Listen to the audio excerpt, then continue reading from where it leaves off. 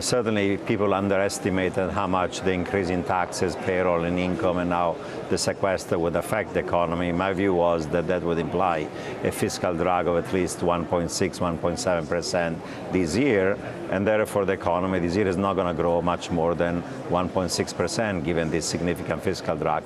There are some positive, of course, shale gas, recovery of housing, some reshoring of manufacturing, but there is a huge amount of political and policy uncertainty. There is the gridlock in Congress. We're doing the wrong type of fiscal consolidation. It's way too front-loaded, and the significant increase in taxes, especially payroll and income taxes, now having a drag on consumption and on economic growth. So U.S. this year is going to have subpar economic growth, below trend, anemic, and unemployment rate is going to remain high. Is the Fed helping at all alleviate some of the pressure from the fiscal side?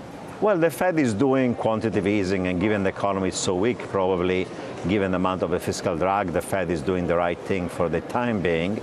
My concern about the Fed is that while this policy is correct right now, another year of quantitative easing, another year after that of keeping zero policy rates until the unemployment rate is 6.5 or lower, and then exiting from zero policy rates very slowly as we did in 2004, 2006, when it took us about 2 years of measured pace, pre-announced every 6 weeks of 25 basis points. That means that we're going to have easy money for the next 3 or 4 years. And there is already frothiness in credit markets. So the real economy requires more QE and low policy rates. But then the frothiness in credit and asset markets could lead to another significant bubble in the U.S. economy. And we could end up making the mistake we did in 2004, 2006, exiting too slowly, creating a huge bubble, and then followed by a bust and a crash. I think that's a big worry down the line. So you'll have a big party in asset prices for the next couple of years, but you could have a big crash even bigger than before, followed by that. I have to say that I've been hearing more and more about that idea, the risks of central bank policy, not just in the U.S., but around the world. Are we getting to the point where the risks are starting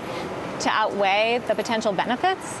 Well, it's a dilemma because economic growth is anemic, if not outright recession, like the Eurozone and UK, and even Japan has to be aggressive. So economic condition, high unemployment rate, weak economic growth, outright recession suggest more quantitative easing, more low policy rates, more forward guidance of keeping those rates low for a long time. The BOJ is doing it, the Fed is doing it, the BOE will be doing it, the Swiss National Bank is doing it, and even the ECB. They're going to do cutting rates, credit easing, something down the line, sooner rather than later. And the real economies require that liquidity, but this liquidity is not going into credit growth to the real economy. Consumption and investment is growing now in credit market. It goes into financial leverage, and it goes into frothiness that eventually becomes dangerous. Here at the IMF spring meetings, there's a big sort of pushback of austerity like we haven't seen before, perhaps some of the Rogar Reinhardt criticism from the UMass paper. Is there a crumbling case for austerity economics right now? Well, there is a crumbling case for front-loaded austerity.